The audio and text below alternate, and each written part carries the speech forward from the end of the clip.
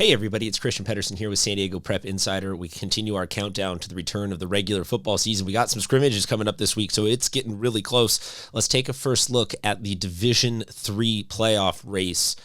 Not going to pick the favorite. There are no favorites. None of this is quantifiable at all until we actually get some real football play to see kind of where the teams stand, but based off of a general look at where everything is this year and where the schedules may point to us, let's talk about some of the teams that I think are early ones that you want to be in on, that you want to watch.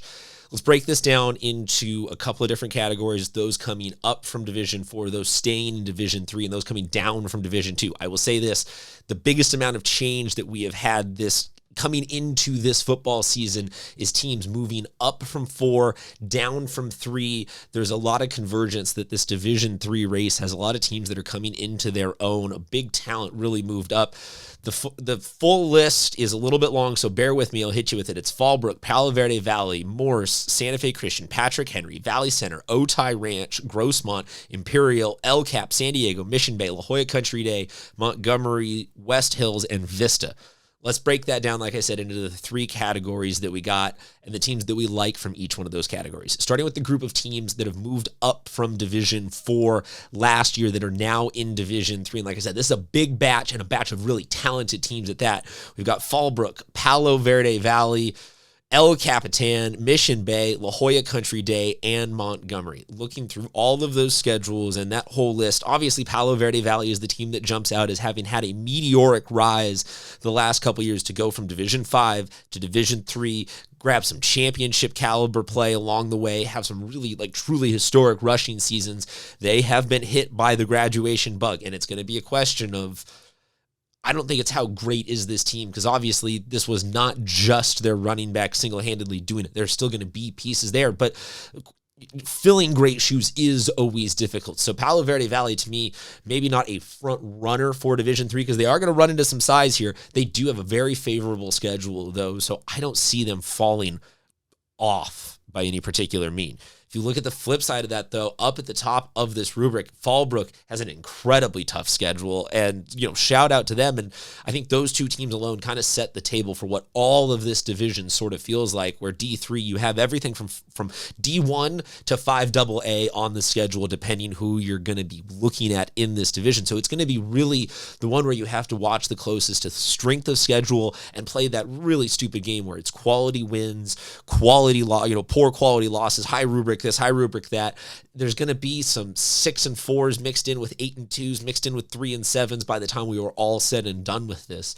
Down on the other teams moving up from Division 4, between El Cap, Mission Bay, La Jolla Country Day, and Montgomery, all you're really doing is adding just really decent quality there into this Division 3 race. Those are a bunch of teams that you look at the last couple of years, they have been quarter to semifinalists in Division 4. They have been responsible for very solid either out the gate 5-win streaks or closing the season with big games that they get some W's. La Jolla Country Day, you always know that they're everyone that comes out of that Coastal League, SFC, Bishops, Country Day, they are really sharp, really trained up, really talented. They just are lacking a little bit of depth. So that's going to be the thing you're going to watch there. Mission Bay, they've got a bunch of winnable games, but not necessarily a bunch of guys that to be signature football players. They've got some basketball players doing. Do they have it in them in the moment to get it done? You'd like to think yes. That's the kind of thing, though, that we're not going to know until a couple weeks of this sample size comes back to us. Morse, we have seen, Montgomery, nothing but steady growth over the last couple of years from Freddie Dunkel, and that, to me, kind of some of the other schools that we've talked about in some of the other divisions where the system is installed there and you're pretty confident. We're talking about that with Palo Verde Valley. I think that Montgomery adjusts, again, well to this with the caveat that they got to go play modern-day Catholics. So, there again, we're showing how this is going to run really the whole gambit on some of this. And some of these teams, it's going to be hard to sustain a bunch of regular wins, and you're going to have to really play the math in this category a lot more than in the other ones and the other divisions that we're looking at. Staying in Division 3, the team staying in Division 3 from last year, Morse, Patrick Henry, Valley Center, Imperial, and West Hills.